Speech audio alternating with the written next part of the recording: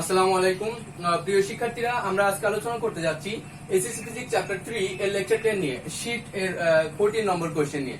তো এর আগের লেকচার অর্থাৎ লেকচার 9 এ আমরা ঘর্ষণ গুণাঙ্ক সম্পর্কে কিছু শিখেছি এবং সেখানে তোমরা শিখেছো যে ঘর্ষণ গুণাঙ্কের সূত্র কি বলতো, স্থিতি ঘর্ষণ গুণাঙ্ক মিউ অফ এস সমান সমান স্থিতি ঘর্ষণ মানে স্থিতি ঘর্ষণ বল ডিভাইডেড বাই মানে অভিলম্ব প্রতিক্রিয়া। এটা তোমরা শিখেছো। আবার শিখেছো গতি ঘর্ষণ গুণাঙ্ক মিউ অফ কে সমান F of K divided by R, এটাও শিখেছো। আবার শিখেছো মিউ এস সমান সমান বা মিউ কে সমান সমান ট্যান থিটা। যাই হোক, এটা হচ্ছে সর্বোচ্চ সেই ঘর্ষণ বল যে বলটাকে ওভারকাম করতে পারলে কোনো একটা বস্তু গতিশীল হওয়া শুরু করবে। অর্থাৎ আমরা এই অঙ্কটার জন্য নাম্বার 14 অঙ্কটা একটু ভালোভাবে বুঝবো। আর এই অঙ্কগুলো সম্পর্কে ঘর্ষণ গুণাঙ্কের অঙ্কগুলো বেশ ভালোই ইদানিং দিচ্ছে। আর সে অঙ্কগুলো তোমাদেরকে প্র্যাকটিস করতে হলে লেকচার 9টাকে খুব ভালোভাবে বুঝে আসতে হবে এবং লেকচার 9 বুঝে তবেই না তোমরা শুরু করবা লেকচার 10। এখন লেকচার 10 এর এই 14 নম্বর ম্যাথটা একটু দেখাই। তো তারা বললো পদার্থবিজ্ঞান শিক্ষক, দেখো পদার্থবিজ্ঞান শিক্ষক ক্লাসে ঘর্ষণ, ঘর্ষণ বল ও ঘর্ষণ সহগ মানে ঘর্ষণ গুণাঙ্ককেই আমরা বলি ঘর্ষণ সহগ। ঘর্ষণ সহগ সম্পর্কে আলোচনা করে চিত্রের মতো পরীক্ষা করে ঘর্ষণ সহগ হিসাব করতে বললেন। এজন্য তুমি বাসায় এসে পরীক্ষা করবে বলে ঠিক করলে এবং একটি বই নিয়ে তার উপর 10 গ্রাম ম্যাসের বাক্স নিলে। তাহলে একটা বই, আমরা বইয়ের চিত্রটা একটু অদ্ভুত ভাবে আঁকাবো তোমাদের বোঝানোর স্বার্থে। এটা মনে করো বই, বইটাকে অ্যাকচুয়ালি একটা বই এভাবে হেলানো আছে, ওকে, এভাবে হেলে রাখা আছে। তো আমরা এইভাবেই দেখাচ্ছি বইটা, এইভাবে একটা বই হেলানো আছে।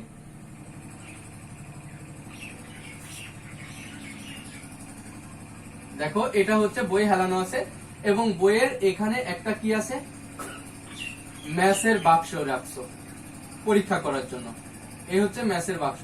আমরা হিসাব করে জানি কিন্তু যে এই বস্তুটা মানে ম্যাসের বাক্সটা এই তলের উপরে একটা বল প্রয়োগ করছে। কি বল? এই দেখো এরকম একটা বল প্রয়োগ করছে, তাই না? লম্ব ভাবে 90 ডিগ্রি কোণে একটা বল প্রয়োগ করছে এবং ওরই একটা প্রতিক্রিয়া বল এই তলও এই বাক্সটার উপরে ক্রিয়া করছে এবং সেই প্রতিক্রিয়া বলটাকে উপরে দেখালাম। এটাই না প্রতিক্রিয়া, আর এরই নাম কিন্তু অভিলম্ব প্রতিক্রিয়া। এখন ওরা কোশ্চেন দিছে যে এই ম্যাসের এটার ভর কত দিয়েছে, ভর হচ্ছে 10 গ্রাম, এটা হচ্ছে 10 গ্রাম ভর এবং এই ঘর্ষণ বলের একটা কিছু ইনফরমেশন আছে, সেটা হচ্ছে এই ম্যাসের বাক্সটা দেখো নিচের দিকে গড়িয়ে যাবে বা শেষে যাবে, তার জন্য একটা বল লাগবে এবং এই বলটা এই ম্যাসের তল এবং এই তলের মধ্যে মানে এই বইয়ের তলের মধ্যে যে একটা ঘর্ষণ স্থিতি ঘর্ষণ বল আছে মানে এফ এস আছে, ওই বলটাকে ওভারকাম করতে হবে, তাহলেই না এই বস্তুটা গতিশীল হবে। তাহলে এই বস্তু গতিশীল। ওরা কোশ্চেন দিল যে বাক্সটির উপর সর্বোচ্চ কতটুকু স্থিতি ঘর্ষণ বল কাজ করবে। তাহলে বস্তুটা যখন এভাবে আসে তার ঘর্ষণ বল সর্বোচ্চ স্থিতি ঘর্ষণ বল এফ এস এর মান বের করো। দেখো আমরা এফ অফ এস এর মান বের করতে পারবো, কারণ আমরা জানি এফ এস সমান সমান মিউ এস ইন্টু আর, তাই না? এটা জানি, এটাই না অভিলম্ব প্রতিক্রিয়া, তাই না? তো মিউ এস ইন্টু আর। এখন চলো একটু দেখি যে বস্তুর এই আরটা আসলে কি। অ্যাকচুয়ালি এই বস্তুটার ওজন বল কোন দিকে কাজ করছে সবাই জানো। এই যে এটা যদি মাটি হয়ে থাকে, একদম এই মাটি সোজা নিচের দিকে কাজ করছে ওজন বল। তাহলে কোন বস্তুর ওজন বল নিচের দিকে কাজ করছে, তাহলে এই ওজন বল আচ্ছা এই কোণটার নাম যদি থিটা হয়, আমরা কিন্তু জানি এটার নামও আসলে থিটা। আমরা এই লেকচার 9 এ এটা বলে এসেছি যে এই কোণটাও কত হবে, জ্যামিতিক ভাবে থিটা হবে। এখন বস্তুর এই ম্যাসের বাক্সটির ওজন বল ডাব্লু নিচের দিকে কাজ করছে। আমরা এটাও শিখেছিলাম যে কোনো একটি বল দুটি উপাংশে ভাগ হয়, দুটি অংশে ভাগ হয়। একটা অংশ এই যে এদিকে, আর ওরই সাথে 90 ডিগ্রি কোণে আয়ত বা আয়তক্ষেত্র যদি গঠন করো, এই দেখো আয়তক্ষেত্র গঠন করলে এই উপাংশ একটা, তাহলে দুটা উপাংশে ভাগ হয়। এই যে উপাংশটা এটা একটা উপাংশ আর এটা একটা উপাংশ, আর যে উপাংশের সাথে থিটা লেগে থাকে তার নাম কস থিটা উপাংশ। তাহলে এই উপাংশটার নাম কি, ওজন ডাব্লু কজ থিটা উপাংশ, আর এই উপাংশটার নাম কি ডাব্লু সাইন থিটা উপাংশ। অ্যাকচুয়ালি কোন একটা বস্তু গতিশীল হবে এই তার সে এই বইয়ের ভিতর দিয়ে তার ম্যাসের বক্স গতিশীল হবে না, বইয়ের এই তলের উপর দিয়ে গতিশীল হবে। আর এই বইয়ের এদিকে বস্তুটাকে গতিশীল করার বলের নামই হচ্ছে এফ অফ এস, আর এফ অফ এস এর মানই আসলে ডাব্লু, এটাই। তো আমরা এফ অফ এস বের করতে চাই যে বস্তুটির গতিশীল হতে সর্বোচ্চ কত ঘর্ষণ বল মানে দূর করতে হবে। এখন কত ঘর্ষণ বল এখানে কাজ করছে বস্তুটার উপর, তাহলে আমরা বলতে পারছি এই আর অভিলম্ব প্রতিক্রিয়া যেহেতু উপরের দিকে নিউটনের তৃতীয় সূত্র অনুসারে প্রতিক্রিয়া সমান বিপরীত প্রতিক্রিয়া আছে, ওজনের উপাংশ যেহেতু এদিকে, তাহলে এটাই আসলে আর এর মান। তার মানে mu of S, F of S সমান মিউ অফ এস ইন্টু আর। আর মানেই বুঝতে পারছো যে এই যে ডাব্লু কস থিটা। এখন মিউ অফ এস ইন্টু ডাব্লুর মান জানো ওজন সমান এম ইন্টু জি ইন্টু কস থিটা, তাহলে এখানে কিন্তু সব মানই দেওয়া আছে। এখানে মিউ এস এর মান বইয়ে দেওয়া আছে 0.1, তাই না? কারণ ওরা এখানে দেওয়াই আছে ম্যাস ও বইয়ের স্থিতি ঘর্ষণ সহগ, মানে এগুলো দেওয়া আছে মিউ অফ এস সমান 0.1 এবং গতি ঘর্ষণ সহগ মিউ অফ কে সমান 0.05, এগুলো দেওয়া আছে। ওকে, এখন প্রশ্নটাই মিউ এফ অফ এস বের করতে হবে। তাহলে এম এর মান আমরা জানছি 10 গ্রাম সমান 0.01 কেজি, আবার এম এর মান জানা, এরপরে জির মান আমাদের জানা 9.8 মিটার পার সেকেন্ড স্কয়ার। এখন আমার দরকার থিটা এর মান, তাহলে কিন্তু এই এফ অফ এস এর মান কত নিউটন আমরা জানতে পারবো। তাহলে থিটার মান জানার জন্য ওই যে আরেকটা সূত্র আমরা জানি, আবার আমরা জানি কি জানি, আমরা জানি tan থিটা সমান সমান মিউ অফ এস, বা থিটা সমান সমান tan inverse mu of S. তাহলে এখানে tan ইনভার্স 0.1 বলে বসিয়ে দিবা এবং ক্যালকুলেটরে এটা কাজ করে নিবা, দেখবা কত আসে। আচ্ছা, tan ইনভার্স 0.1 সমান কত আসলো 5.710405। আচ্ছা, এত ডিগ্রি। যখন এই মানটা পেয়ে গেছো থিটার মান, এখানে বসিয়ে দিবা, তাহলে এফ অফ এস এর মান কত নিউটন পেয়ে যাবে। আশা করি অঙ্কটা বুঝেছো। এরপরে যে ঘ নম্বরটা আমাদের করতে হবে, ঘ নম্বরটা একটু দেখি ভালো করে। আচ্ছা, তুমি দেখো এই বস্তুটা এদিকে একটা বলে গতিশীল ছিল, তাই না? এখন এ একটা গতি নিয়ে এদিকে আসে, এফ কোন বলটা এখানে একটা গতি নিয়ে বস্তুটা পড়া শুরু করবে। এখন কোন একটা বস্তু এইটাকে যদি বেশি কোণে হেলানো থাকে তাহলে সে কিন্তু দ্রুত পড়ে যাবে, আবার যদি এরকম তল থাকে যে মানে হেলানো তলের মানটা কম, মানে এরকম তল থাকলে কিন্তু এটা আস্তে আস্তে যাবে, তাই না? আবার তলটা যদি খুব খাড়া হয় তাহলে বস্তুটা তাড়াতাড়ি নেমে আসবে। এখন ওই প্রশ্ন যে এই তলের এই কত কোণ, মানে এই কোণের মান কত হলে এই বস্তুটা নেমে আসবে, অর্থাৎ গতিশীল হবে এবং অভিকর্ষজ ত্বরণের অর্ধেক ত্বরণে গতিশীল হবে। তাহলে এই প্রশ্নের সমাধানের জন্য চলো আমরা দেখি কি কাজ করতে পারি। তাহলে ঘ নম্বর প্রশ্ন, এই তলের হেলানো কত কোণে হেলানো হলে বস্তুটি অভিকর্ষজ ত্বরণের অর্ধেক ত্বরণে নেমে আসবে, তাই না? এগুলো আমি সব মুছে দিচ্ছি। দেখো, এই হচ্ছে প্রশ্ন। এখন আমরা এক কাজ করি, মনে করি এই তলের হেলানো কোণের মান হতে হবে θ1।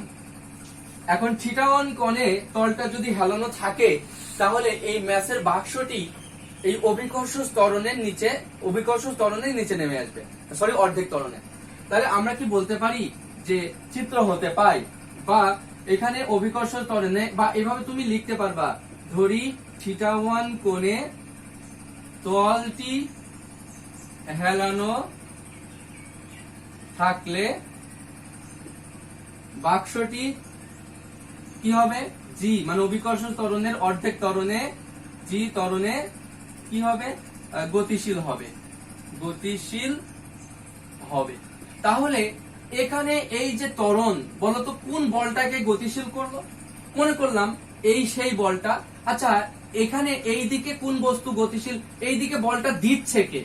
এইদিকে বলের মান কত, মানে এই বলটা তার বস্তুকে গতিশীল করছে না, সত্যি সত্যি এই দিকের বলটা তো গতিশীল করছে, আর এই দিকের বলটার নামই তো এই W cos theta, sorry W sine theta, যেহেতু এটা থিটা 1 তাই এটাও থিটা 1 হবে।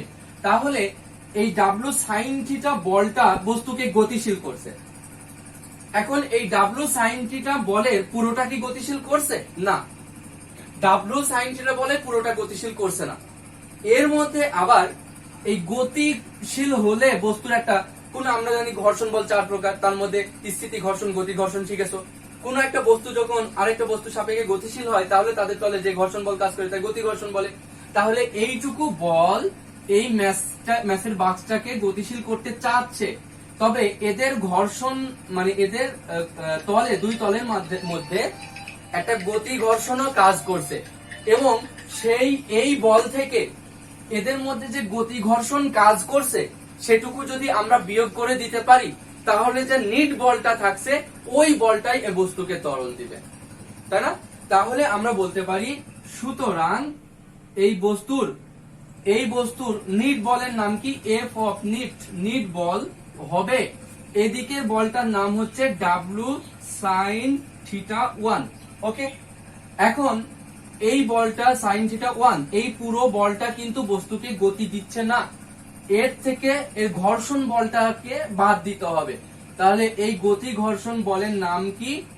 F of K, kinetic force, তাই না? এই গতি ঘর্ষণকে আমরা কি বলি? এফ অফ কে। তাহলে এই নিট বলটা আবার কি করতে হবে? এই যে মানে এই বলটা থেকে ঘর্ষণ বলটা বাদ দিলে যে বলটা থাকবে সে একটা ত্বরণ দিতে হবে, এবং গতি মানে এই বস্তুকে ত্বরণ দিতে হবে। কত ত্বরণ?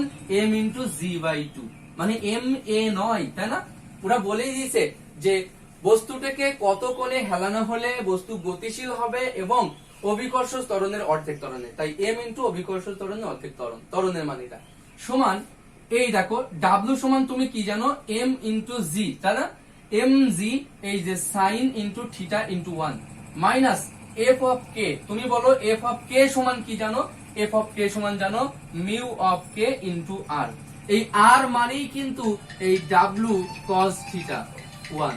তাহলে আর মানে কি হবে? ডাব্লু কস থিটা 1, বা আমরা এই দিকে লিখতে পারি m ইন্টু জি বাই 2 সমান সমান m into G sine theta 1 minus mu of K into এই আর এর মান হচ্ছে ডাব্লু মানে M G sine theta 1। Okay, sorry M G cos theta 1, ভুল লিখছি, এম জি কস থিটা 1। ওকে, এখন তুমি যদি সবগুলো এক কাজ করো, এম জি কাটা দিয়ে দাও, তাহলে থাকে এদিকে থাকে শুধু হাফ, আর এদিকে থাকে এই যে সাইন ইন্টু থিটা 1, আর এদিকে থেকে থাকে মিউকের মান তোমার জানা আছে, দেওয়া আছে 0.05, প্রশ্নে দেওয়া আছে 0.05 ইন্টু এই কজ ইন্টু থিটা 1। ওকে, এই যে এইগুলো তুমি পাচ্ছ। এখন বাঁ দিয়ে আমরা যদি আবার ক্যালকুলেশন করি, এইগুলোকে এক সাইডে লিখি, তাহলে আমরা পাবো যে হাফ প্লাস 0.05 কজ থিটা 1 সমান সমান পাবো যে সাইন থিটা 1। এখন যদি আমরা এটা উভয় পক্ষে বা আমরা এক কাজ করি, উভয় পক্ষে যদি বর্গ করে দিই তাহলে হবে যে এখানেই করে দিলাম স্কয়ার উভয় পক্ষে বর্গ করে, বা হাফ, এই দেখো 1/4 মানে a স্কয়ার প্লাস 2 ইন্টু এই যে a ইন্টু বি, তার মানে b এর মান কিন্তু 2 ইন্টু a ইন্টু বি মানে 0.05 cos থিটা 1, এই যে এমনটা হচ্ছে, প্লাস দেখো b স্কয়ার, মানে এটাকে যদি স্কয়ার করি কত হয় দেখো 0.0025 হবে, ইন্টু cos স্কয়ার থিটা 1 সমান সমান sin স্কয়ার থিটা 1, এটা আসলো। এখন আমরা এটা লিখতে পারলাম যে যদি এটা কেটে যায় থাকে 1/4 প্লাস 0.05 cos থিটা 1, আচ্ছা প্লাস 0.0025 cos স্কয়ার থিটা 1 সমান সমান এই যে 1 minus cos square theta 1 sin square theta 1 সমান 1 মাইনাস cos স্কয়ার থিটা 1। এটা যদি সমানের এদিকে নিয়ে আসি আমরা, তাহলে এটা হয়ে যাবে মাইনাস আর এটা হয়ে যাবে প্লাস, সমান সমান 0। এক লাইনেই কাজ করছি। বা আমরা লিখতে পারি যে এটা আর এটা দেখো যোগ হয়ে যায়, তাহলে স্কয়ার গুলোকে এক সাইডে করি, তাহলে এটার সাথে এটা যদি যোগ করি তাহলে আসে যে 1.0025 cos স্কয়ার থিটা 1, এটা হলো। আর হলো প্লাস 0.05 cos থিটা 1, ওকে, এটা হলো। আচ্ছা, আর -1 এর সাথে এটা যদি আচ্ছা ওটা থাক যে -1, আচ্ছা প্লাস 1/4 সমান 0। এখন বা যদি আমরা এটা 4 লসাগু করে দিই, 4 লসাগু, তাহলে হবে এটার সাথে 4 যদি গুণ করি 1.0025 গুণ 4 সমান আসে 4.01 এত cos স্কয়ার থিটা 1। আচ্ছা প্লাস এই যে 4 ইন্টু 0.05 সমান আসলো 0.2 cos থিটা 1, ওকে। এটা আসলো -4 আর এটা আসলো +1 সমান সমান 0। যদি এই লাইনটা ক্যালকুলেশন করো তাহলে তোমার আসবে কত? যদি ক্যালকুলেশন করো এটা হয়ে যাবে -3, এই যে এটা হবে -3, পরের লাইনে এটা হবে -3 সমান সমান এটা আর গুণ করে দিলে 0। এখন যেহেতু মিডল টার্ম যদি না হয় তাহলে তুমি এইভাবে কাজ করতে পারো যে cos থিটা 1 সমান, এই যে মনে পড়ে যে -b সূত্র, -b -0.22 -b plus minus root over b square মানে 0.2 square minus 4 into C minus 3 into A এর মান 4.01, ওকে, এটা divided by 2 into A 4.01, okay. এটা যদি তুমি ক্যালকুলেশনে করো তাহলে দেখবা cos থিটা 1 সমান কত পাচ্ছ? একবারে আমরা মানগুলো বসিয়ে দিব। cos থিটা 1 সমান আসবে, দেখো আমি এটা ডাইরেক্ট বসাই দিচ্ছি উত্তর দেখে।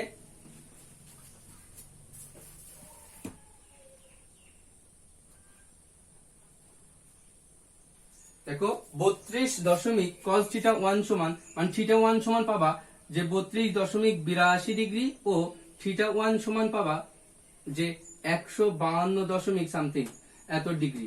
তবে এটা মানে স্থূলকোণ মানে বেশি, তো এটা স্থূলকোণ হওয়ায় গ্রহণযোগ্য নয়। অতএব থিটা 1 সমান 32.82 ডিগ্রি। আচ্ছা, এখন আশা করি বুঝতে পারছো। তাহলে আমাদের এই ম্যাচের বাক্সটি বা তলটি যদি 32 ডিগ্রি কোণে হেলানো থাকতো তাহলে এটি নেমে আসতো এবং কত 32.82 ডিগ্রি কোণে, সরি এটা ওই অভিকর্ষ ত্বরণের অর্ধেক ত্বরণে নেমে আসতো। আশা করি বুঝতে পেরেছো। তাহলে আমরা দেখা করব পরের ক্লাসে, অর্থাৎ লেকচার 11-এ দেখা হবে পরের ক্লাসে।